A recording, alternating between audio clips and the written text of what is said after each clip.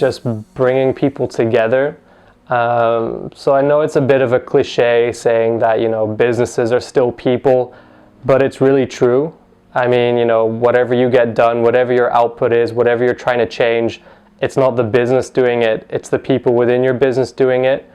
And I think the most important thing is to really be able to deal with that. So how do you position your team? How do you make them work together? How do you, make sure that they perceive what's going on? How transparent are you? And I think if you're successful at bringing people together and getting the most out of them, you can run any business. Much more than having knowledge about the industry, much more than having knowledge about, financial instruments or things like that.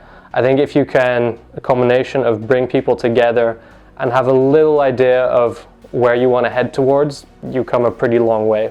An inspirational leader that listens to the people that they're working with.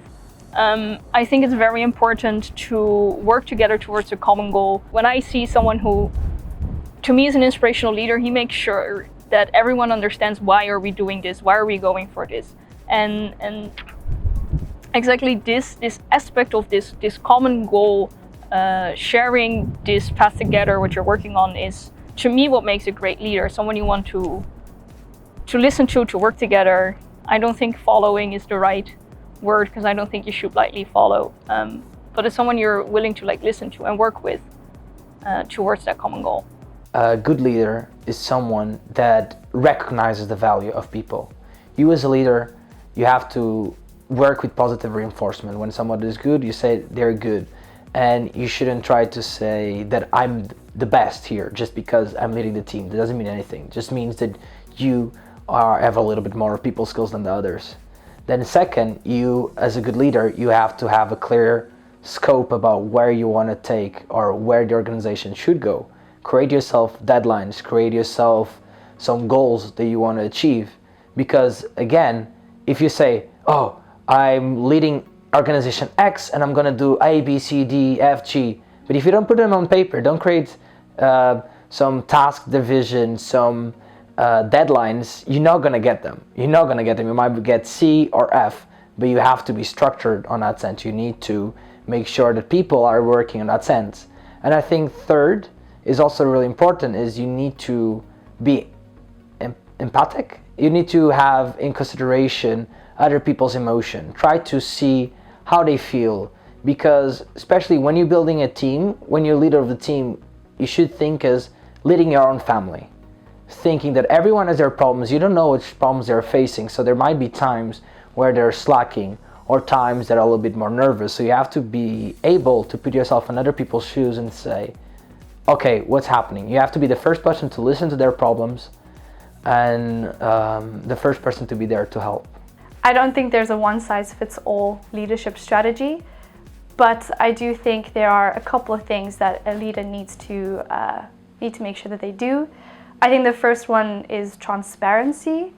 I think it's really important for you to be transparent with the people that you're working with your team, about everything that you're going through, the projects you're working on, any personal issues, because that will entice them to do the same to you. And that's a thing as a leader. It's very important to know how your people are doing, if it's a personal circumstance or a professional one. Just having that continuous open communication is very important, and that starts with you. And that will also enable you to emphasize with them and let them emphasize with you, which is also really, really important in getting any tasks done. And it also opens up an opportunity for collaboration. If you think you really understand what drives someone, then you also know what projects you can take on with them. So transparency. I think being a rock to your team is also very important. In saying so, I mean, always being on time, communicating effectively, having most of the answers to people's questions. I think in doing so, you do lead by example. You show people how it should be done, and you also give yourself some form of credibility. And I think that's also very important to gain credibility, because without it, you can't expect to be a good leader. Like, no matter the situation, crisis or no crisis, your leadership style might differ, but the goal is in the end always going to be the same: to make people feel capable and motivated and to act confidently. And that's always going to be the goal.